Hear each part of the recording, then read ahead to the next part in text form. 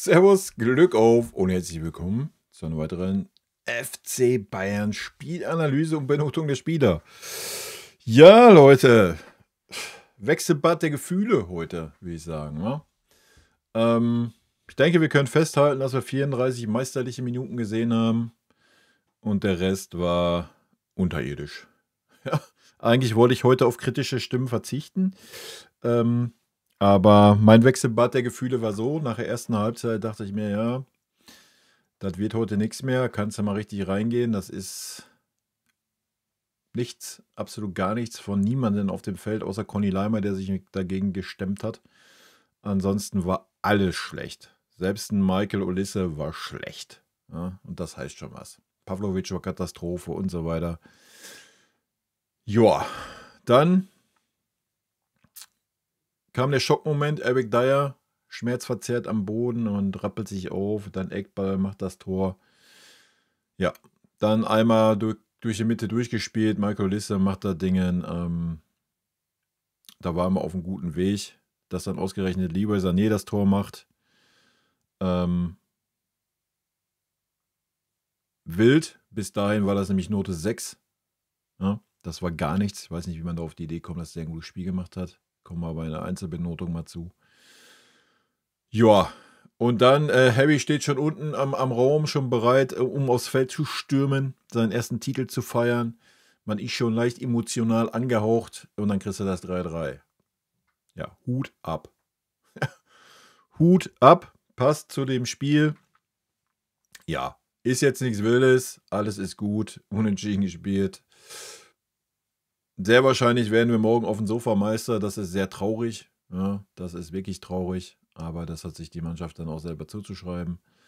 Und wenn nicht, dann nächste Woche gegen Gladbach zu Hause. Aber ich gehe davon aus, dass wir morgen auf dem Sofa Deutscher Meister werden, Leute. Ja, ist dann ein bisschen schade, aber so ist es halt. Am Ende des Tages muss man sagen, war es heute aber auch nicht verdient. Ja, wenn man nur 30 oder 34 Minuten guten Fußball spielt und als Mannschaft auftritt und mal ein bisschen was zeigt, dann hat man es auch nicht verdient, so ein Spiel zu gewinnen. Ja, das muss man auch mal klipp und klar sagen. Ja, gut, bevor ich da weiter drauf eingehe, wie immer der Hinweis, wenn euch gefällt, was ihr seht, lasst gerne ein Abo da, ist völlig kostenlos auf YouTube und ihr unterstützt damit, was ich so tue. Ja, ich habe es ja gerade schon angerissen, gehen wir es kurz durch. Erste Halbzeit, weiß ich nicht, was das war, sage ich euch, wie es ist. Ja, wir haben Ballbesitz gehabt. Das war aber auch zu 99,9% quer und nach hinten. Unser Außenbahnspieler Leroy Sané war gar nicht da. Michael Olisse war da, hat fast jeden Ball verloren, jeden Zweikampf verloren. Serge Gnabry, weiß ich nicht, war so halb da, hast du ab und wann mal gesehen. Thomas Müller, nach 20 Minuten habe ich ihn das erste Mal auf dem Feld gesehen. Hatte auch irgendwie 5 Ballkontakte in der ganzen Halbzeit, also absolute Katastrophe. Pavlovic, Katastrophe, Alter. Katastrophe. Null Selbstvertrauen, gar nichts. Immer nur quer oder da quer auf den Kimmich. Kimmich wieder vorne, überall wieder neben Pavlovic, vor Pavlovic rumgerannt. Nie im defensiven Raum gewesen. Das waren wieder Lücken in der Zentrale, das war zum Kotzen. Sascha Boe, ja, alles gut. Ja, kann ein netter Typ sein. Wie hat Simara so schön gesagt, ich habe erst gedacht, dass Steffi Graf da aufläuft. Weiß ich nicht, vielleicht wollte er mal eine Veränderung machen, hat auf jeden Fall nicht geholfen. Ja, das war, weiß ich nicht, Alter. Das reicht vielleicht für eine durchschnittliche Bundesligamannschaft, das war selbst heute schon wieder zu wenig. Andere Seite, Conny Leimer. Ja, Conny Leimer hat heute Linksverteidiger, hat da nicht wirklich gespielt. Sehr selten. War der Einzige, der in der ersten Halbzeit sich dagegen gestemmt hat und Gas gegeben hat. Ja. Nichtsdestotrotz haben wir, keine Ahnung, ich überlege gerade nochmal, ob wir nur ansatzweise mal eine Chance rausgespielt haben. Ich überlege gerade, war der Gnabry-Kopfball in der ersten Halbzeit? Ja, oder? Das war die einzigste Chance, die wir hatten. Das war alles. Den so kläglich zu vergeben, ist natürlich eine absolute Katastrophe gewesen. Genauso wie Conny Leimer dann seinen Kopfball kläglich vergeben hat, war auch so eine Katastrophe in der zweiten Halbzeit. Muss man ganz klar sagen. In der zweiten Halbzeit war von Conny aber auch nichts mehr zu sehen. Ähm, ja, und zweite Halbzeit ging es erstmal so weiter. Ja, also die ersten 10 Minuten gehörten auf jeden Fall wieder RB. Wir kamen gar nicht zurecht mit dem Pressing. Ja, ob es ein Michael war, Lieber brauchen wir gar nicht von reden, Serge, Pavlovic, Kimmich, alle waren maßlos überfordert mit dem Pressing. Ja, natürlich war das Tor da ein bisschen glücklich von Leipzig, das erste, dass ein Urbich da halt ausrutscht, dass er so weit draußen steht. Ja, haben wir die Saison schon mal öfters drüber diskutiert, was Neuer auch tut. Ist anscheinend unsere Marschrichtung. Die letzten Spiele war es aber nicht so. Ja, das muss man auch mal fairerweise sagen. Da war Obich immer ein bisschen tiefer gestanden. Heute dann so hoch, habe ich nicht wirklich verstanden. Aber gut. Dann läufst du halt Gefahr, so ein Ding zu kassieren. Ne? Das ist halt so. Und das zweite Tor, ja, Pavlovic macht die Meter nicht mit, lässt den Spieler laufen. Ich meine, der weiß gar nicht, wie er den Ball reingemacht hat. Er hat ihn irgendwie halt mit dem Ohr reingemacht. Geplant war das auch nicht. Und dann lief er halt 2-0 hinten. Ja.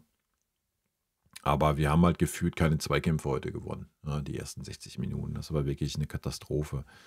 Und der Dosenöffner war dann einfach, dass ein Thomas Müller anscheinend vom Platz ging. Ja, das muss man auch mal ganz klar sagen, dass da mal ein bisschen Varietät in der Mitte war und dann mal Michael in der Mitte war oder auch mal ein Leroy in der Mitte war. Oder halt mal ein Serge in der Mitte und nicht immer ein Thomas Müller, der da rumgedümpelt ist.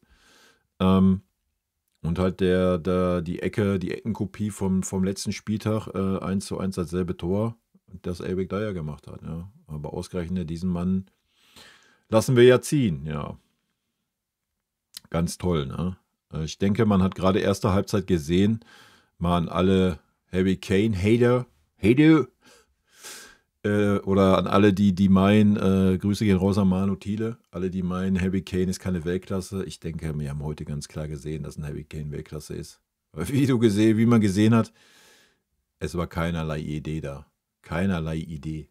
Null. Thomas Müller hat 6 Ballkontakte gehabt. Serge Gnabry maßlos überfordert. Leroy Sané brauche ich gar nicht erst anfangen, ja. Selbst Michael war schwach, war noch der auffälligste, aber war auch schwach. Ja? Also der auffälligste von den vorne 4.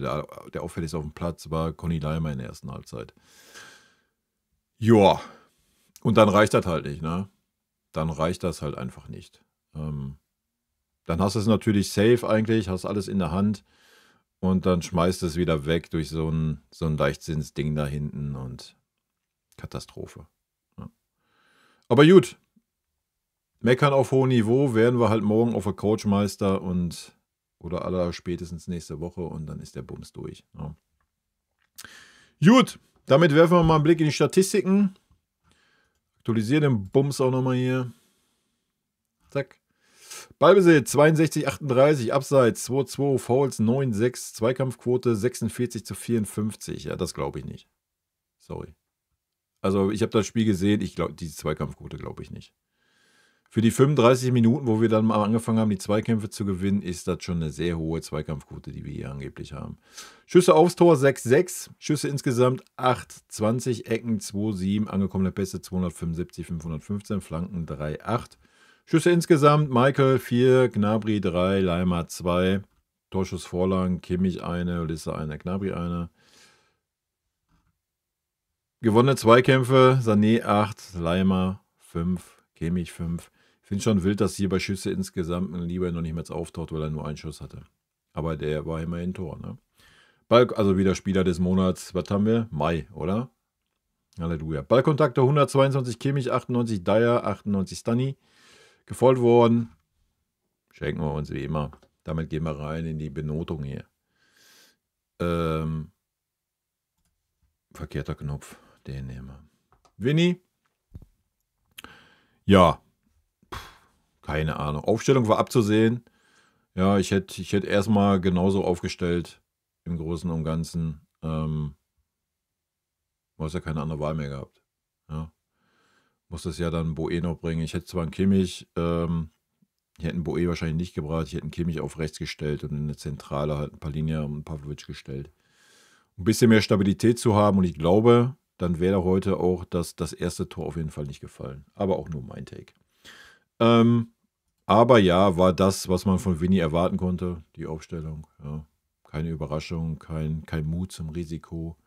Auch dann später nicht noch, die letzten 10 Minuten nicht nochmal Kusi Asare eingewechselt als Stoßstürmer. Nein, einfach wieder durchgezogen den Ball. So. Ja, dann wurde es am Ende halt nicht belohnt. Ja, und dann ist das so. Ja, auch ein Gnabry durfte da weiter rumdümpeln die ganze Zeit. Ja, ist halt so. Er sieht das halt alles immer ein bisschen anders. Das ist auch völlig fein. Von daher von meiner Seite Note 3. Meiner Meinung nach hätte man eher und entschiedener mal reagieren müssen bei den Wechseln. Ja. Dass Müller überhaupt noch mal aus der Halbzeit gekommen ist, genauso wie ein Leroy oder ein Serge, weiß ich nicht. Muss man eigentlich nicht haben. Aber gut. Okay, gehen wir es durch. Urbich, ja. Für den Urbich hat ziemlich gefreut, dass es dann 2-2 stand, weil das erste Tor, ja, geht natürlich auf seine Kappe, ja, auch wenn es unglücklich war, wenn man da wegrutscht. Und weil es die ganze Zeit dann 2-0 stand, wäre schon ein trauriger Tag für Jonas gewesen. Ja. Deswegen fand ich es gut, dass die Mannschaft nochmal dank Eric Dyer ein bisschen zurückgekommen ist. Ja, die anderen beiden Tore, beim letzten Tor war ja sogar, das war einfach stark gemacht, das muss man auch mal sagen. Ja, er war da, der Ball ging ganz knapp über dem Arm drüber. Da war nichts zu machen. Beim zweiten Tor bei der Ecke war gar nichts zu halten. Ansonsten hat er 2, 3 Schüsschen, die kamen, die auf den Mann kamen, hat er auch gehalten. Aber auch ein bisschen unsicher heute, muss man ehrlicherweise sagen. Hat nicht mal einen Ball direkt gefangen, hat meistens klatschen lassen und dann aufgehoben. Das sah immer ein bisschen unsicher aus. Fußballerisch war es ganz souverän wieder. Ansonsten auch die Ausstrahlung war gut.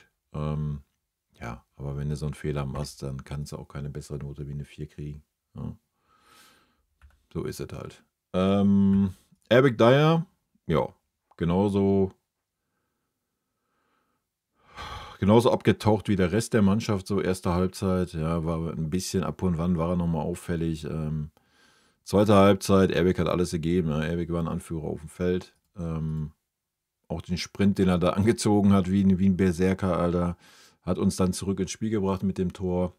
Vielleicht sollte ich ihn noch mal einblenden, wenn ich schon über ihn rede. Hat die Mannschaft dann getragen, ein bisschen, ja, muss man ganz klar so sagen. Ja, super schade, dass man ihn abgibt. Aber Leute, guckt gerne das Video, was ich dazu aufgenommen habe. Airbag für mich heute aufgrund des Tores und der Leistung, die okay war, Note 3. Gut, kommen wir zu Stunny. Ja, Stunny war sehr unauffällig. Hatte am Anfang ein bisschen Probleme mit der Posi, hatte ich so das Gefühl. Ja, ich hätte ihn auch lieber auf der rechten Innenverteidigerposition gesehen und Eric Dyer auf der linken. Weiß ich auch nicht, was ein Kompanie da gefressen hat, dass ein Airbag auf der rechten spielt, aber okay. Ich hätte mir Stunny auf der anderen gewünscht. Umso länger das Spiel ging, umso besser wurde Stunny. Ich erinnere mich an die eine Szene, war glaube ich auch zweite Halbzeit, wo er dann das Dribbling und den Sprint ansetzt à la Lucio. Nur Lucio hätte es durch die Mitte gemacht, er hat es dann über die linke Außenbahn gemacht. Das war schon sehr, sehr stark und da war er auch besser im Spiel. Ja. Insgesamt sehe ich ihm eine 3,5. Gut. Dann haben wir Conny Leimer. Conny Leimer, erste Halbzeit, der Mann auf unserer Seite. Ja, muss man ganz klar sagen. Zweite Halbzeit war von Conny kaum noch was zu sehen. Ja. Ich weiß nicht, ob er die Anweisung bekommen hat, mal ein bisschen defensiver zu agieren, weiß ich nicht. Oder ob einfach auch ein bisschen die Puste aus war. Hatte da nochmal so 2, 3 Szenen, ja. Aber das war jetzt alles nicht mehr so der Burner, wenn wir ehrlich sind. Ne? Aber aufgrund, dass er in der ersten Halbzeit da der Einzige war, der da mal ein bisschen gegengehalten hat, sehe ich ihm eine 3 heute. Gut. Hätte ich fast den Boe vergessen, ey. Ja, so hat er halt auch leider gespielt, wenn wir ehrlich sind. Da ist er. Hier noch in dunklen Haaren, sieht jetzt anders aus. Steht ihm auf jeden Fall die neue Frise mit der neuen Farbe. Ja. Das können wir schon mal festhalten. Die Leistung, ja, die Leistung war original. Ich kann es nicht besser sagen als ausreichend. Die war ausreichend, die war nicht befriedigend, die war nicht gut, war aber auch nicht mangelhaft. Es war einfach ausreichend. Ja, es hat so gerade eben ausgereicht. Das trifft's. Das trifft's, Leute. Gut. Mache ich im zentralen Mittelfeld weiter. Pavlo. Pavlo, erste Halbzeit, Note 5, Alter. Das war gar nichts, das war absoluter Müll. Kaum präsent im Spiel, ja, war völlig überfordert damit, dass er gepresst wurde. Wenn am Ball, dann quer und nach hinten. Nicht einmal mal eine Lücke vorne gesucht, eine Anspielstation vorne gesucht. Ich weiß nicht, ob es damit zu tun hatte, dass Thomas Müller irgendwie der Zehner war und da die Räume, ich weiß es nicht, aber den hast du auch nicht gesehen. Ja. Ich habe keine Ahnung, woran es lag. Zweite Halbzeit war es auf jeden Fall einen Tacken besser. Aber immer noch nicht the yellow from the egg, meiner Meinung nach. Ja, für mich war es auch eine 4, Alter. Es war ausreichend und nicht mehr. Gut, damit kommen wir zum König. Der König war, ja, neben Leimer noch einer, der am wenigsten ein bisschen auffällig war in der ersten Halbzeit, hat die Bälle wenigstens mal verteilt auf den Flügel. Lange Bälle geschlagen, das war auch das Einzige, was du Kimmich gesehen hast. Ansonsten auch er das Spiel super lahmarschig gemacht, nur quer und nach hinten gespielt. Dazu das zentrale Mittelfeld völlig wieder vernachlässigt, das Defensive, ja. War viel weit zu vorne rumgestanden, kam gar nicht hinterher, wenn es dann mal schnell ging. Katastrophe. Zweite Halbzeit war es dann besser. Zweite Halbzeit war ja dann aber auch die letzten, man wurde in Goretzka eingewechselt, 70., 60. Die letzte halbe Stunde war er dann aber auch Rechtsverteidiger, womit er sich am Anfang noch ein bisschen schwer getan hat. Ist dann immer noch mal ins Mittelfeld abgedriftet, aber dann hat er den Rechtsverteidiger gespielt. Ja, wir haben dann auch eher eine Dreierkette wie eine Viererkette gespielt, gefühlt. Ja. Kimmich war auf jeden Fall einen Tacken besser wie ein Pavlo 3,5. Gut, damit geht es eine Stufe nach vorne. Fange ich mit dem Serge an. Ja. Wenn man gesehen hat, wie Serge heute gepumpt hat, wie ein Maikäfer bei der Auswechslung, Alter, ist das ein Trauerspiel, sage ich euch, wie es ist. Hat 2, 3 halbe Szenen gehabt, ja, wirklich Durchsetzungsvermögen, nein, zweimal viel zu egoistisch gewesen, hätte er den Ball einfach mal reinlegen müssen. Das war nicht gut, ja, das muss man mal ganz klar sagen. Sind wir aber auch nicht zu hart, hat ja immerhin einen kleinen Anteil an dem Tor von Leroy, von daher Note 4. Ja, da Leroy ein Tor gemacht hat, kriegt er auch die Note 4. Ja, switche ich auch mal kurz um. Halleluja, war es nicht das Tor zur Meisterschaft. Ja, muss ich leider so knallhart sagen, weil ich weiß nicht, wie man Leroy immer so hypen kann und dann werden die ganzen Hyper, die wären ja aus der Löcher gekommen, die hätten den ja auf Händen durch ganz München getragen, Alter, und hätten den 10-Jahres-Vertrag zu gleichen Konditionen gegeben. Also, das war eine Note 6 heute, ja, von Leroy. Das war eine Note 6. Der hat nicht einen Zweikampf gewonnen, der ist nicht einmal an einem Spieler vorbeigegangen, der hat nicht einen gefährlichen Pass mal zum Mitspieler gebracht. Gar nichts war das. Das war die einzige Szene, die er hatte, in bester Roy Mackay-Manier. Ganzes Spiel nicht gesehen und dann das Tor gemacht. Von daher Note 4 und keine Note 6. Weil er ist kein Roy Mackay, er ist ein Außenbahnspieler. Ja, das ist der Unterschied, Leute. Wenn er ein 9er wäre, dann hätte er heute keine 4 gekriegt, dann hätte er eine 2 gekriegt, weil er jetzt sein Tor gemacht. Ja. Aber ist er nun mal nicht. Gut, damit kommen wir zu Michael.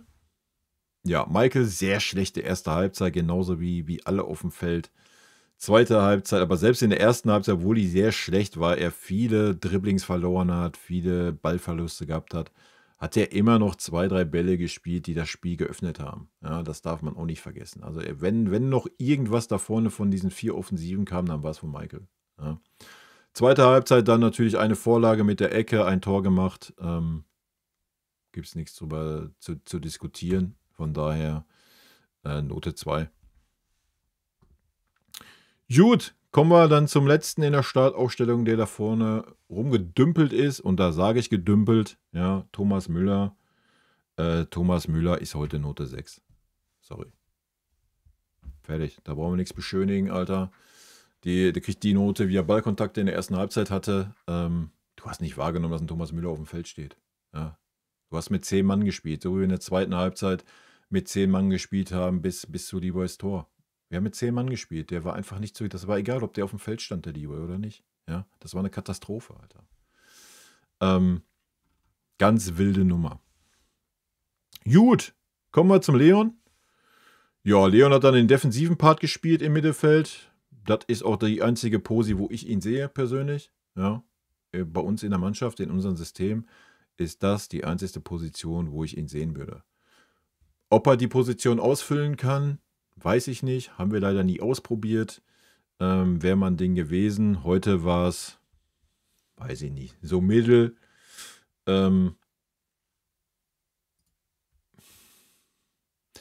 Ja, ich gebe ihm auch die 3,5, weil Kimmich die 3,5 hat. Ist ja ein Mittelfeld-Duo. Auch wenn sie heute nicht zusammen im Mittelfeld spielen durften. Gut, dann kommen wir zu Kingsley Coman. Ja, Kingsley Coman, Alter. Weiß ich nicht, hat sich natürlich maßlos verschätzt. Hatte da natürlich auch schon das Tor auf dem Fuß, das nächste. Ja, da brauchen wir gar nicht drüber reden. Entweder schießt ihn den Torwart durch die Beine oder, ja, keine Ahnung, er wollte ihn vorbeilegen, hat ihn schlecht. Der erste Ballkontakt war Weltklasse, Alter. Du musst den Ball da mal so runterpflücken, ja. Also er hat sich die Chance schon selber erarbeitet, hat sie dann aber auch selber klaglos vergeben. Weiß ich nicht, tu mich auch schwer, heute den King zu bewerten, Alter. Ich gebe ihm eine 3,5, ey. Hatte noch 1, 2 Sprint-Szenen, aber ey, wirklich überzeugend oder geil. Ey, komm, da kriegt auch die 4, ey. War es auch nicht. Sorry. Und komm, wir geben Leo die 3,5, weil er ein Tor gemacht hat. Muss ich ja ein bisschen abheben von den anderen Flomen. Ja, Palhinha. Palhinha bewerten wir natürlich nicht. Hat mal wieder seine mit Nachspielzeit 6 Minuten bekommen. Wow, geil, oder? War schon geil zu sehen. Habe mich richtig gefreut für ihn. Hat da bestimmt richtig Spaß da gehabt, denke ich. Ja, hat sich richtig gefreut, wo er reinkam. Ja, auch das ist leider eine Farce, aber brauchen wir nicht weiter drauf rumreiten, oder? Zack, Noten sind gespeichert. Ja, Palhinha hat dann wieder mal den offensiven Part gespielt. Ja, Alter, es geht in meine Birne nicht rein. Es geht in meine Birne nicht rein. Ja, den hat man dann nicht nach hinten gezogen, dass er der Sechser ist und vielleicht ein Goretzka dann auf eine Höhe mit dem Pavlo gestellt. Nee, der war noch vorm Pavlo unterwegs. War der Erste, der vorne angelaufen ist zum Pressen. Also. Ja, und dann wundere ich mich wieder, dass ich so ein Ei da kurz vor Ende kriege, wenn da keine Ordnung ist, keiner, der das Heft des Handels, seine Zentrale mal in der Hand nimmt, keiner, der die Verantwortung da übernimmt. Katastrophe einfach. Ja, Katastrophe. Kann Palhinha nichts für, Trainer sieht ihn da nicht und dann ist das so. Haben wir zu akzeptieren. Immerhin sind wir zurückgekommen, ja, nach dem 2:0, haben das Spiel sogar komplett gedreht, haben es dann wieder hergeschenkt. Ist halt so, waren dann auch schwierige Bedingungen mit dem Regen und sowas, ja. Alles gut, kein Weltuntergang, war halt eine schlechte Leistung heute, eine schlechte Tagesform. Vielleicht hat man irgendwie gedacht, das wird ein Selbstläufer oder was, ich habe keine Ahnung. Dass es das nicht wird in Leipzig, sollte eigentlich klar sein. Aber vielleicht haben wir einfach auch zu Recht die Probleme gehabt, weil Leipzig super stark gepresst hat und wir damit gar nicht klarkamen. Was schon immer unsere Schwachstelle ist in der Zentrale, ja. Kimmich kommt damit nicht klar, Pavlo kam damit nicht klar. Unser Außenbahnspieler kam damit nicht klar, die waren maßlos überfordert. Thomas Müller war gar nicht zu sehen. Weiß ich nicht, ob der sich zwischenzeitlich ging die Klappe auf im Mittelkreis, da hat man einen Stoßpunkt und da ist eine Luke und er hat sich erstmal 35 Minuten verpisst, keine Ahnung. Ganz wildes Spiel. Ja, am Ende haben wir es 3:3 gestaltet, was mit Sicherheit ein gutes Ergebnis ist in Leipzig für uns. Wir tun uns da eigentlich immer relativ schwer. Und damit ist die Meisterentscheidung auf morgen vertagt. Ja, auf der Couch. Ja, und dann vielleicht auf nächste Woche. Aber wie ich schon sagte, ich gehe davon aus, dass wir morgen auf der Couch Meister werden, was super schade ist, weil dann einfach so die Emotionen nicht da sind. Ich hätte schon gerne die Emotionen bei so einem Harry Kane und Eric Dyer gesehen. Also muss ich leider hoffen, dass Leverkusen morgen gewinnt. Ja. Gönnen würde ich es natürlich den Freiburgern, aber ja, ich würde schon gerne live sehen, wie so ein Eric Dyer oder so ein Harry Kane oder auch ein Ulisse so die erste Meisterschaft einfahren oder auch ein Obich, wenn er denn spielen darf. Würde ich schon fühlen, aber ja, wir werden es sehen. Gut, Leute, das war's zum Spiel. Ja, wir gehen da natürlich Montag ein bisschen rein im Stream, aber ja, wir müssen das jetzt auch nicht zu kritisch sehen, alles gut, ja. Hast halt einfach mal so einen Tag. Ist ein bisschen schade gewesen für Happy und seinen Bruder. Dieses Wechselbad der Gefühle, aber das ist Fußball. Ne? Das ist, was den Fußball ausmacht. In diesem Sinne, Leute, rot-weiße Grüße gehen raus, haut rein, bis dann. Tschüssi. Vielen lieben Dank für euren Support hier auf dem Kanal. Und in diesem Sinne, gute Freunde kann niemand trennen.